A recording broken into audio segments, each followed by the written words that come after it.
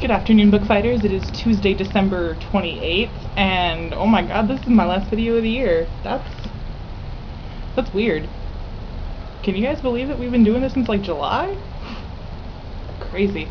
Anyway, so I read As You Wish by Jackson Pierce last week, and cool, there are people outside. Awesome. I have an audience. When I started reading this book, I was kind of wary, because this is her first book. I read her second book, Sisters Red, before I read this one, so I was kind of afraid that we'd have like this talent regression, because authors get better, and then so you read their last book first, and then their first book last, and then you're like, what happened? And I thought it wouldn't be as good. And there were parts where I was kind of like, especially in the beginning, it felt too YA girly teen novel. The whole story is about this girl who, like, her boyfriend breaks up with her because he's gay, which is kind of funny, and then she's all like upset and shit because he broke up with her, and then she accidentally summons this genie, and then she and the genie fall in love, and it's this whole thing. But like the beginning, I just wasn't really getting into it. I was kind of like, this is kind of boring and stupid. But then once it got like later into the plot, it got much better. And then the ending felt a little bit rushed, but I mean, I don't know. So it was kind of like, and then it got really good, and then it kind of trickled off a little bit. But overall, it was not bad. It was a fairly decent book, despite the cover with the weird, chopped off girls. I don't know. They must have the same people that do Maureen Johnson's book covers. I don't know. But I think the best part, like the most redeeming quality of this book, is the dialogue. The dialogue is really funny, like it should be, and it sounds like conversation, and it doesn't sound forced like a lot of dialogue tends to. Some writers people can write good dialogue, but there's just something about great dialogue, and I think, to me personally, Jackson Pierce writes great dialogue. So that was like the one redeeming factor of this book, besides the middle part, but overall.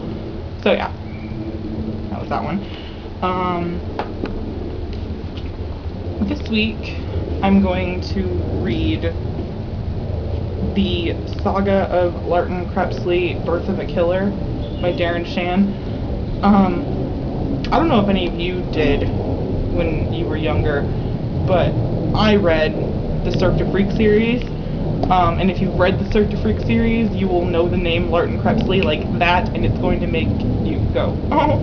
But, so yeah, this is kind of like a prequel, almost, about how Mr. Crepsley became a vampire and stuff, so I hope it's good.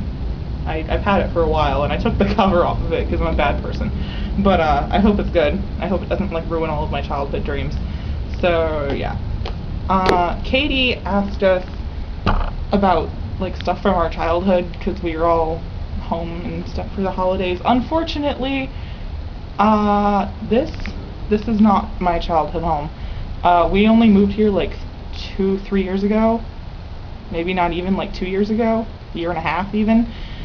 We haven't been here that long. My childhood home is about 5-10 miles that direction. And I can't get there, and other people live there, and that would be kind of weird. So I can't show you any of that, and all of our stuff from that house, including, photo albums, any kind of, stuff from my old room, is all in storage, and I'm not gonna take you to my storage unit and show you around my piles of crap. So I looked around in here for anything older than a year and a half ago, and the oldest thing I could find from my old house was this, which is a fleece Yu-Gi-Oh blanket, circa like probably like 2000, 2001. I've had it since like 4th or 5th grade, I think, and I still use it. But yeah, so I guess that just goes to show how long that's been going on. But yeah, that's like the oldest thing I have. So yeah.